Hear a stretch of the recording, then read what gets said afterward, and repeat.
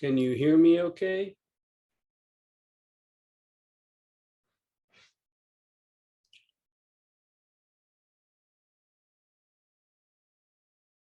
Giving all of ourselves to the practice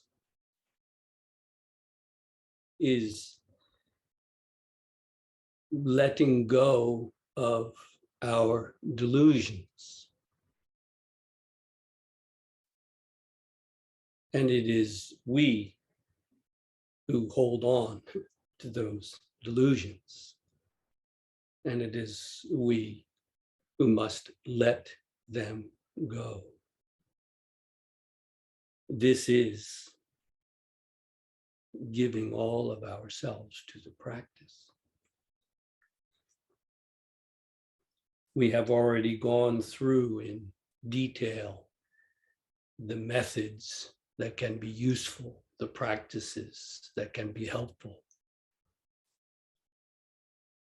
If you do not apply yourself, you can be sitting at the foot of the Buddha as a monk for 25 years or a monastic, a nun for 25 years. It will do you no good. With humility and sincerity, we hold to the truth, to reality, to what is real, not to our self-created delusions.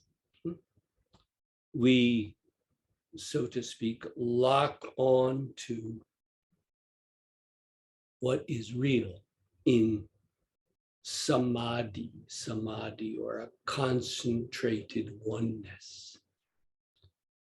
You might ask, but tell me, how do I do this? Well, there are methods and practices and so on. We have already gone through them in detail. If it's not clear yet, face it, you have not applied yourself properly.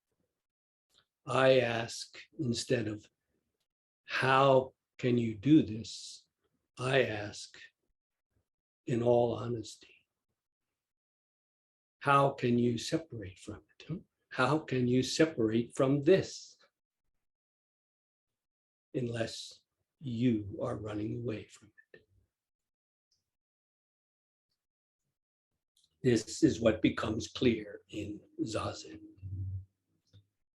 As mentioned the other day, in basic meditation practices in Buddhism, joy, happiness, a kind of contentment, the Pali word piti or sukha is used. A profound peace,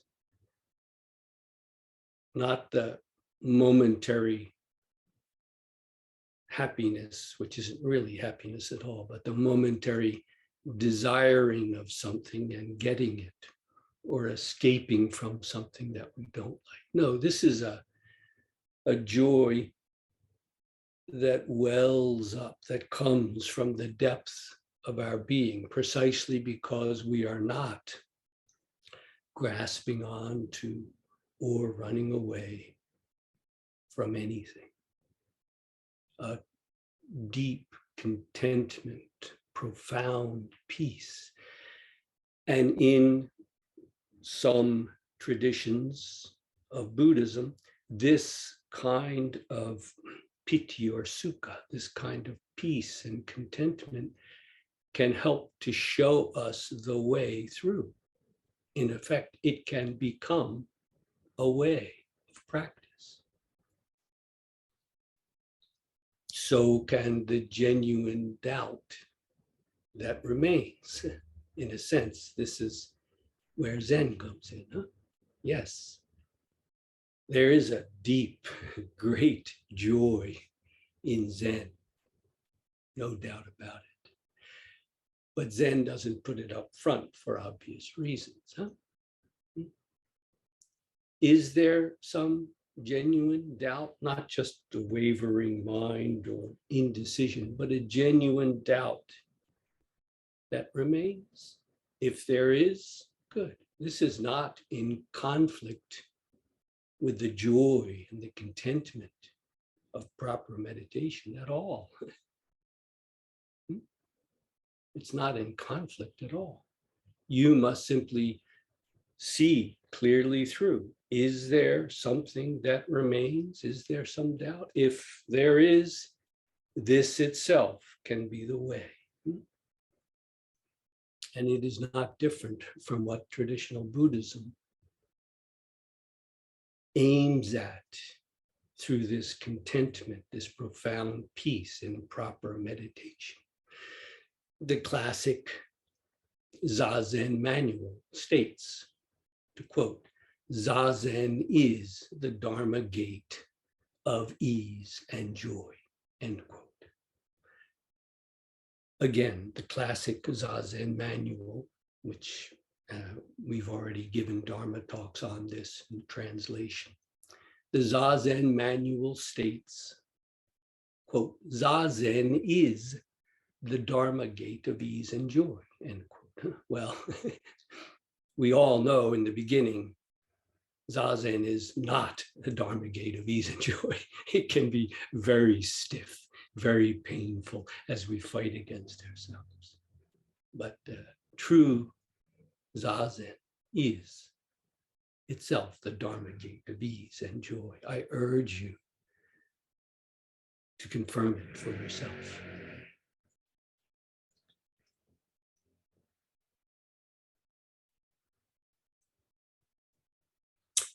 Quote, intellectual defilements or delusions or fixations of the mind. Intellectual defilements break off suddenly like the Vajra diamond. Emotional defilements are gradually severed or cut off like lotus threads, end quote. Again, intellectual defilements break off suddenly like the Vajra diamond. Emotional defilements are gradually severed or cut like lotus threads, end quote. This is a rather extraordinary Zen expression because it is daring to point at a difference between different kind of defilements, delusions or fixations, intellectual so-called and emotional. This is not a perfect translation by any means, but it is making a distinction here between different defilements. As you well know, in a sense, Zen tends to undercut the need for that very distinction and rather point us to the fundamental defilement, delusion, or fixation, or the fact that when we really realize it, it itself is already gone. But again, in this quote, it is making a clear distinction between what we can call mental, intellectual delusions and emotional defilements.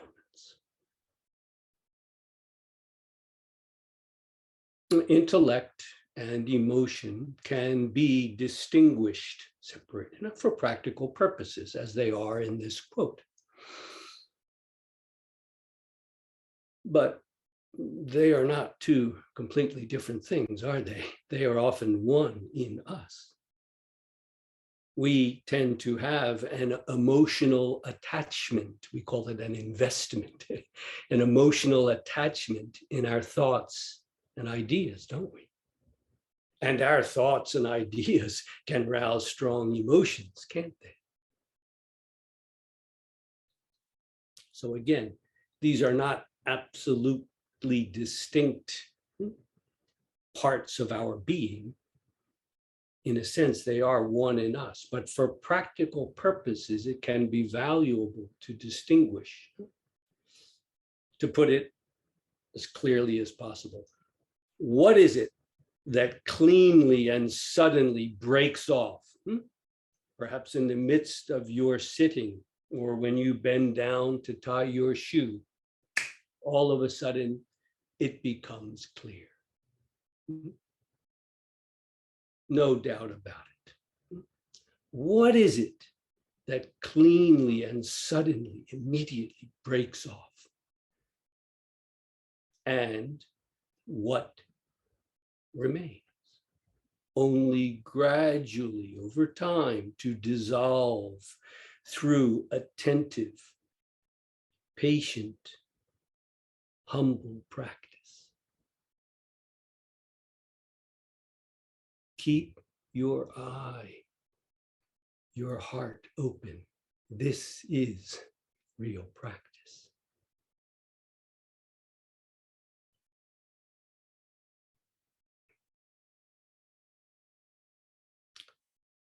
I trust you have seen from your own experience that in time, through proper and patient practice, delusions dissolve, disappear of their own accord. If not, see what you're doing wrong and correct it. Again, to make this clear with a concrete example.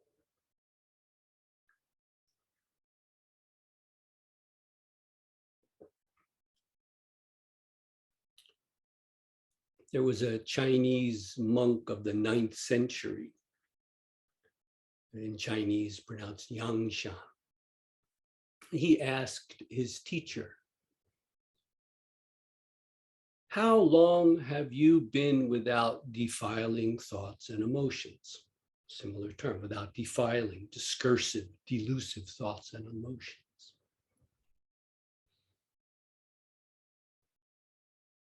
How long have you been without defiling thoughts and emotions? How do you respond?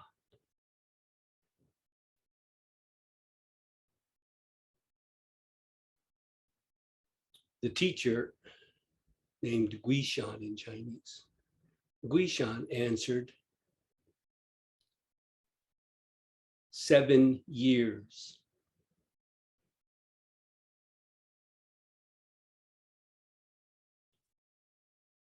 The teacher, Guishan, and the disciple, Yangshan, were so respected at their time that one of the Zen schools or Zen styles was developed and named after, taken part of the name of these two monks. They developed their own style in Japanese called Igyo. And what is the character of this style? Different, for example, from Rinzai or Soto or other styles. It was said to be friendly, informal, like father and son. Compare this, for example, with Rinzai, Lin Chi, a classic statement in the record of Rinzai, Lin Chi. Rinzai says, elsewhere, in other places, elsewhere the dead are cremated, burned. Elsewhere the dead are cremated. Here I bury them alive right on the spot. Well, this is Rinzai, Lin Chi. It's interesting to note that in the latter part of the record of Rinzai, Guishan and Yangshan, those two monks, are making comments on the exchanges in the record of Rinzai. And also bringing up, for example, what were to become capping phrases, not to mention koans. They must have been deeply respected to be put after these exchanges with Rinzai, sometimes almost making fun of them.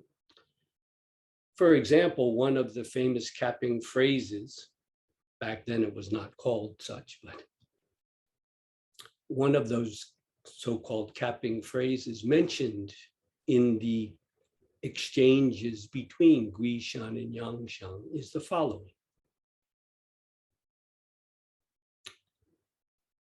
Have a child and you understand a father's love. Have a child and you understand the father's love. This is in the record of Rinzai, but it's not Rinzai speaking. It's in an exchange between Guishan and Yangshan. Also a very famous expression, again, in the record of Rinzai, but brought up in the exchange between Guishan and Yangshan. Quote, realization equaling the teachers diminishes it by half, cuts it in half. Only surpassing realization, realization going beyond that, continues this lineage. Again, realization equaling the teachers, wow, diminishes, cuts it in half. Only surpassing realization continues this lineage. Guishan's admonitions, as they are called, was the first Zen text published in Japan. And it includes the very famous statement, quote, inquire exhaustively all the way into the Dharma principle. Take awakening as your standard, end quote. This second part, take awakening as your standard, is especially admired and often mentioned, for example, by Dahui or Dai, who developed what is called introspecting the koan Zen.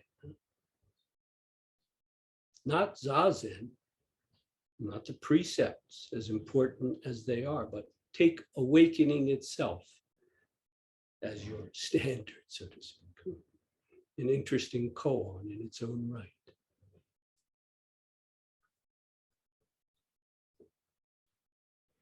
By the way, Guishan is also the monk who kicked over the water pitcher and thus became abbot of a monastery. Many of you are familiar from the Mumon Kan, or the Gateless Barrier, case 40 is about this. Some years later, a teacher refused to indulge, to give in to one of his brilliant disciples. Eventually, that disciple was deeply awakened when stone struck bamboo. Many of you are familiar with this story. The teacher was Guishan. Enough said.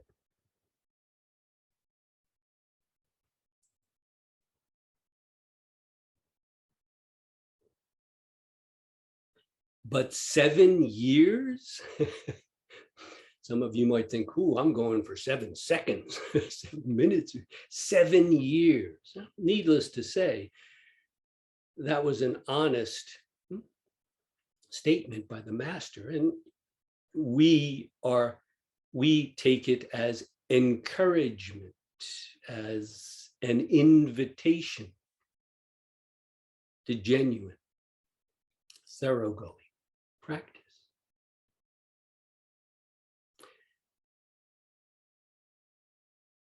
In the koan collection called The Entangling Vines, there's another version of this exchange between Guishan and Yangshan. It's a little different. Let us look briefly at that. Which one was the original? Who knows? Doesn't matter. Take it to heart for what it is. In this exchange, Guishan, the master, is asking the disciple, Yanshan. Guishan says, how long have you been without defiling thoughts and emotions? The disciple Yanshan didn't answer, but instead asked Guishan. Here we pick up on the example already mentioned. Now, Yanshan, the disciple, the younger monk, is asking, how many years has it been for you? Have you been without defiling thoughts and emotions, without any? Guishan says, already 7 years since this old monk That means himself. Old monk ended it. And you? Now he's asking again, and you? Then Yan Zhang, the monk disciple, says, with me, it still needs settling. Difficult to translate. It means something like it's still a bit out of control, or it needs refining, so to speak.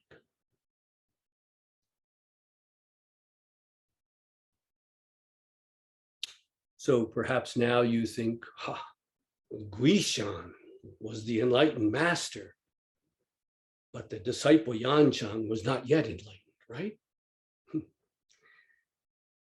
That too is a delusive thread. Let it go.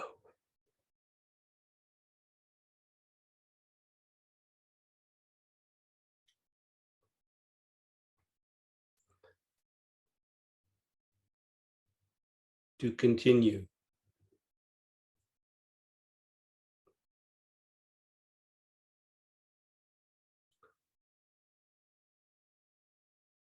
Guishan, the master, is right where he needed to be.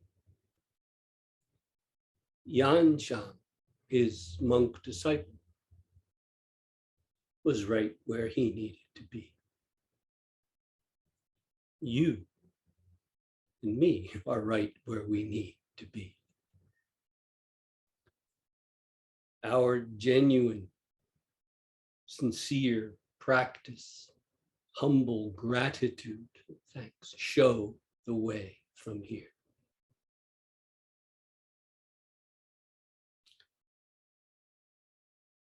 As mentioned the other day, Hakuin, the Japanese Rinzai master, Hakuin summed up the essential point of real practice by saying, the Mu Koan is one method that cuts through the subtle roots of birth and death. Gnaw on it, Hakuin says, chew it to pieces until you chew right through the root of life. Finish dying, then come back to life. Hakuin concludes, don't wait till you're old and tears of regret are streaming down your cheeks.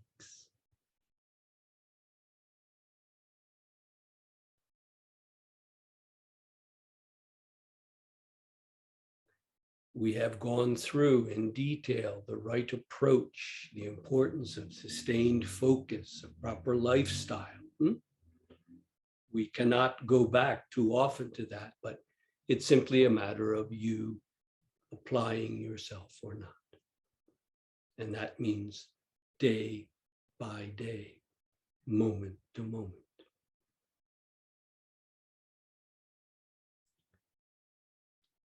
It doesn't take long then for the impossible, what seemed to be impossible, to become inevitable. It can't help but happen. It's happening all the time. If not, humbly see how you are falling back into delusive patterns, including the delusion that you are now free of delusion. There's nothing in those lotus threads. Keep your eye, your heart open. If need be, humbly corrected. This too is real practice.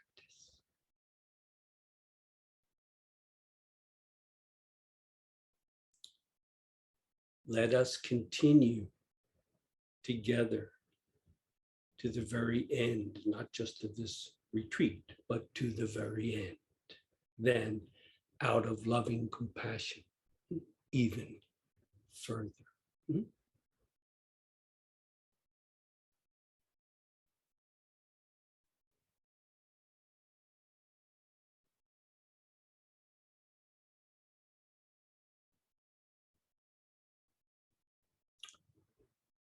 Take just a few more minutes to try and make it as clear as possible, then I would like to open it up for questions from out of the practice, okay?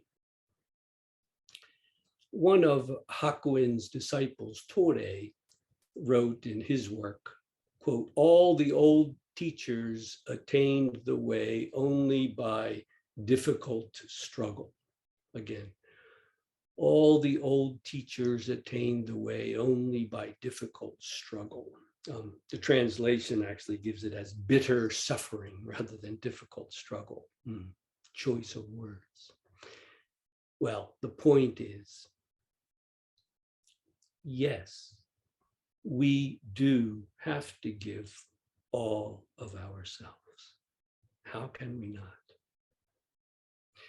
But much of that suffering is unnecessary. It is not necessary. The pointless patterns repeated over and over. In the opening chapter of Henry David Thoreau's famous work, Walden, he states, quote, the mass of men, that means all of us, the mass of men lead lives of quiet desperation, despair. Quote, the mass of men lead lives of quiet desperation. Well, I reckon for any genuine spiritual path, a kind of desperation is needed. Why else would we be on the path? But it must be a healthy despair, an honest anguish that calls naturally from the depths of our being. The other day, self-deception, self-deceit, duplicity was mentioned. How can the self be split? Well, take a look. It's split right down the middle, from beginning to end. Again, I would say that's not something about the self. That is what the self is. It seems to be one thing, the self. But when we really see it, by its very nature, it is split. This is where that healthy despair, that honest anguish calls from, as it must. This can give the needed impulse to realize, to fulfill the practice, not just to desire it. You all want it, you all desire it, some kind of enlightenment. Mere desire is not enough. If it remains merely desirable or even something you really want, a possibility, well, then face it. It is impossible. And you have made it so. Your wavering mind is all that makes it so. It's not only possible, it's necessary. And when you get there, it will be done. Anything else is your wavering mind, face it. But again, that desperation does need to be directed properly. It can't be forced, nor should it be borrowed or imitated. Deepen and sustain samadhi, the concentrated oneness. Yes, this kind of work, this kind of discipline is necessary, not because it is such a difficult and demanding practice, but simply because of what our mind has learned to do. There's the difficulty. To deepen and sustain samadhi, it's not even one. It's not even one. How can you call that difficult, let alone easy? But we must finish dying and come back to life, and spiritually speaking, ready for a lifetime of maturing that marvelous practice. Otherwise, as mentioned, even perfect Zazen posture, so-called Kensho experiences, can do more harm than than good if we turn them into something that we do, that we achieve or have attained. It's not necessary. It's so much simpler than that. Don't make it more complicated than it is.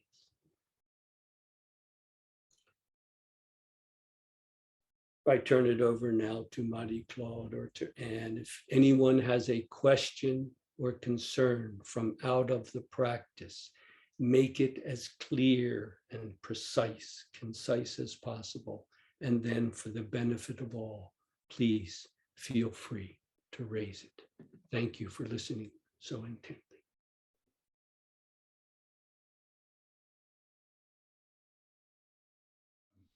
My question is probably very basic, but frequently in almost all your Dharma talks, you urge us to confirm in our bones. Now, I apply the intensity on the word bones that you use. What does it mean exactly? I mean, in concrete terms, what does it mean to confirm in my bones? Thank you. Yes, a good question. First of all, the most obvious meaning is not simply intellectually in your head, right? In your intellect. Oh, I understand. Worthless, less than worthless. It becomes a new hindrance or impediment. So to say more simply, Remy, to confirm it in your body rather than just in your head, but to say in your bones, I don't mean by that you perhaps you have the sense of some kind of really banging right through to the bone. No, rather, Remy, the bones themselves confirm it. Not just our mind or even our body, the bones themselves confirm it. I hope this is not too intellectually satisfying for you, but that you can get a sense, your bones can itch a bit. Otherwise, as they say in Chinese Zen, otherwise it's like scratching your shoe when your foot itches. Do you understand? Yeah. Thank you. Yeah, don't worry about understanding it. I trust you have a sense because the very fact that you asked that question so clearly, that's 99% of the way there. You want to say anything else? Oh, thank you very much. If anyone else would like to speak from their bones, please do.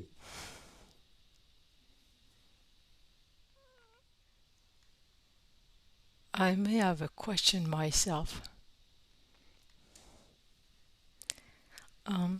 It's about you have to take awakening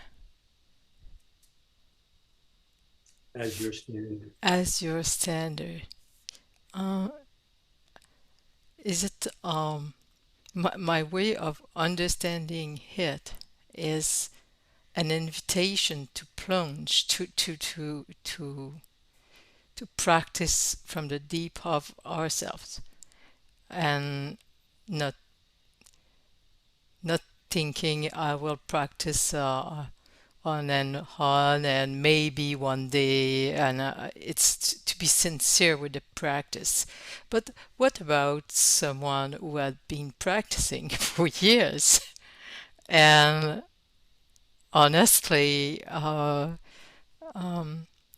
with making their best and not be awakened yet? Isn't it discouraging or something? Mm-hmm. Yes, taken wrongly, you're quite right, Marie-Claude. It could sound very discouraging, huh? I don't have a clue what that is. How am I going to take that as a standard?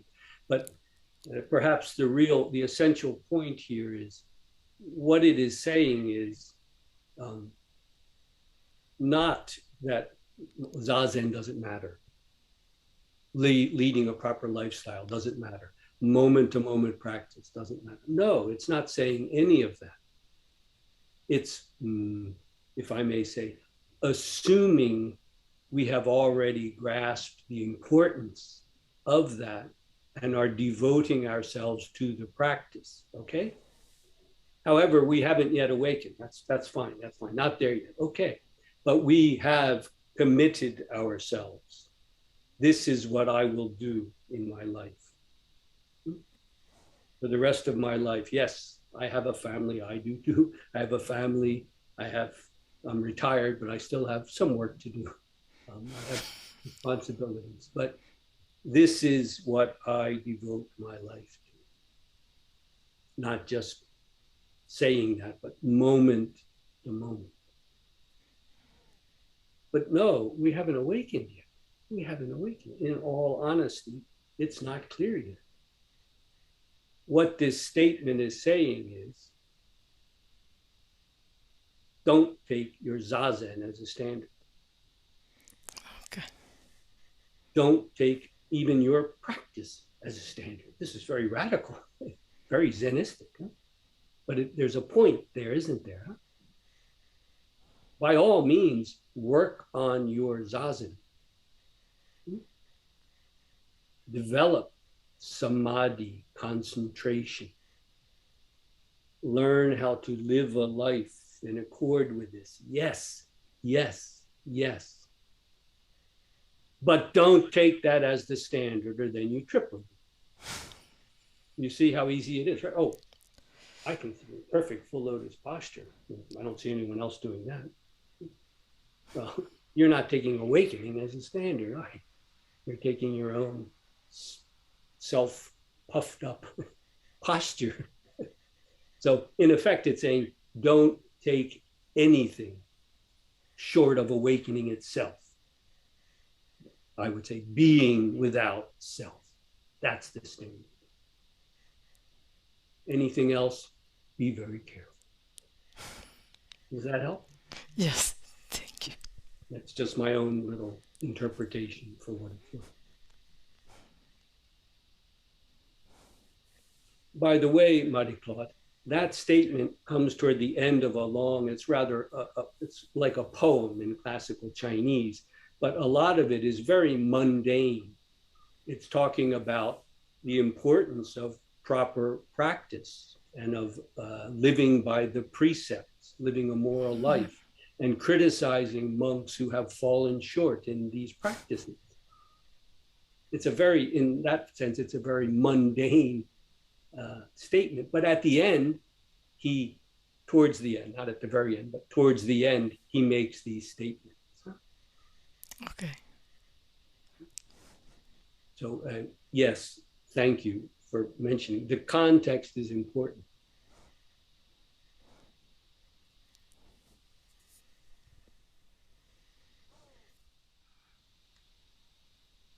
Jim is asking Nelly. Jim, please unmute yourself. Hi, Jeff. It's good to see you again. Thanks, Jim. Good to see you. Keeping in the conversation of awakening, in my practice, I try to apply the Dharma in my everyday life.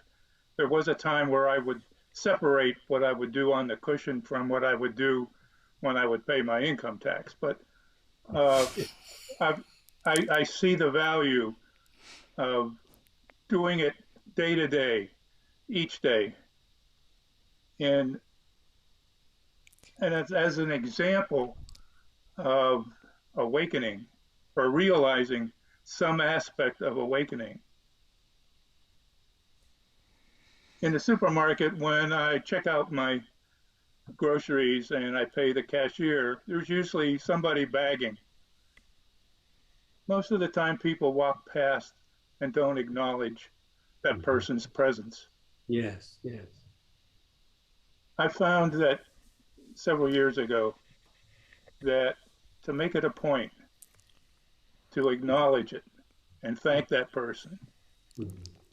And what happens when I do that is that I get a joy, not a happiness, but it's more like an appreciative joy, one of the Brahmaharas, a feeling that I have connected with that person and hopefully that person has connected with me. Is that, again, what we're talking about in terms of an awakening moment? Well, I don't feel the need to call it an awakening moment. Every moment Yeah. is an awakening moment, um, seen through every moment. Stubbing your toe, making a mistake. You give a very fine example here, just such a apparently small thing. But for those, many of you may not know, Jim lives in the States. So it's funny, I didn't realize that. I live in Japan now. We don't do that anymore. You have to bring your own bags. But apparently there's still in the supermarkets a bag, or in other words, after you pay the money and get there's someone who will put the stuff in your bag. Correct, Jim? Yes. Yeah. And usually people, maybe they say something to the cashier because you're passing the money or the credit card, but they don't say anything to the person bagging. But Jim makes it a point of thanking them. And it's a wonderful example. I wouldn't, I don't feel the need to call it anything except you are responding appropriately, truly, compassionately at that moment. And who's to say, as you suggest, how far that will go? It doesn't matter, but we do it with our whole heart, right, Jim? Yes. Yeah, that's it. Do we need to say anything more? No. Thank you. Thank you, Jim. It's a fine example, although I don't know how much bagging is still going on in other countries. A lot. Thank you, Jim.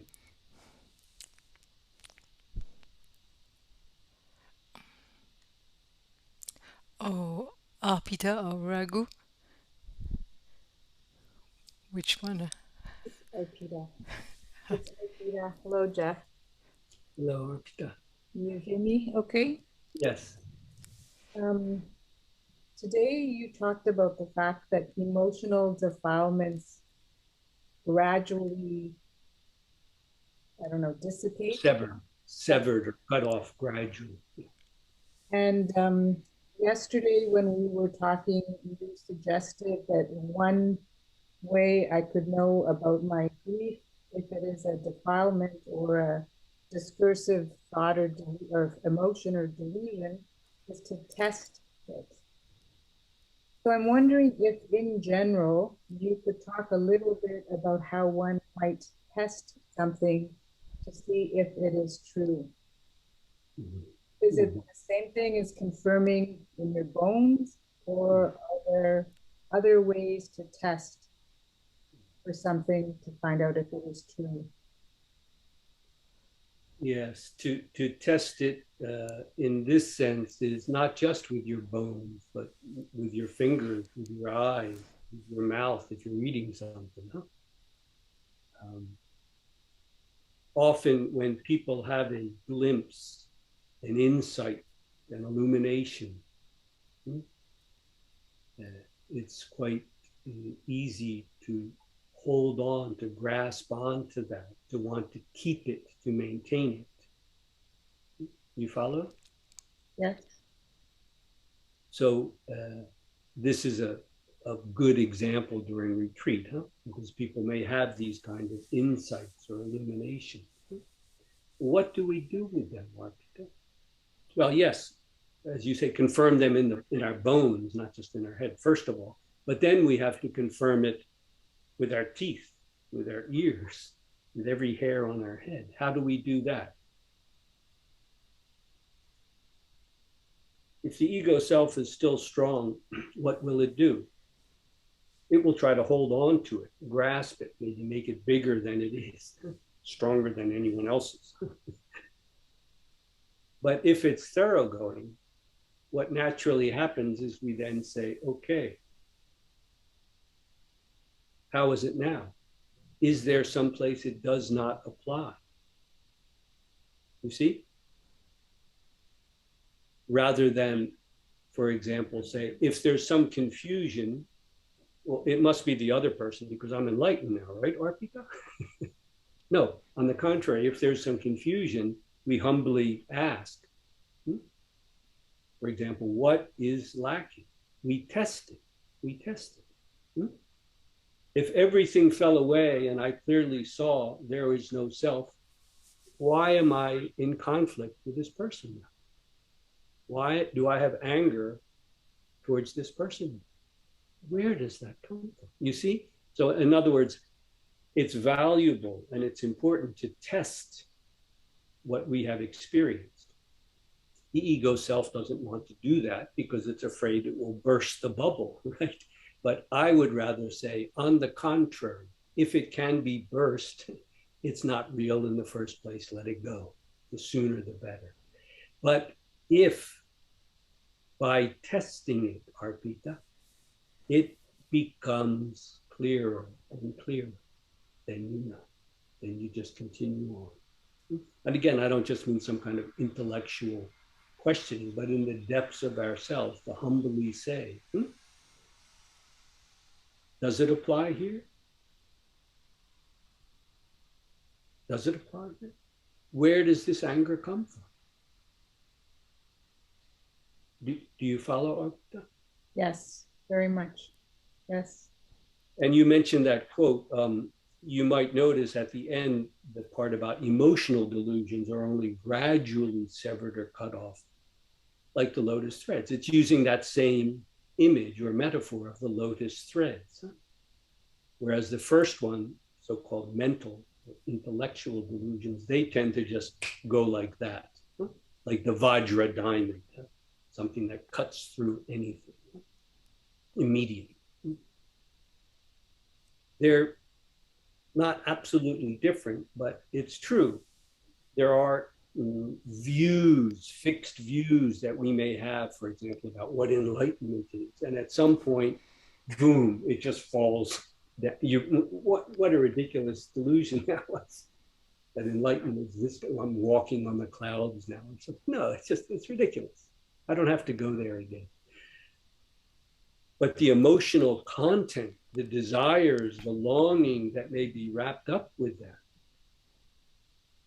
this may take time, going back again and again with care and humility. I'm afraid we've run out of time, but thank you for your question and everyone for your question.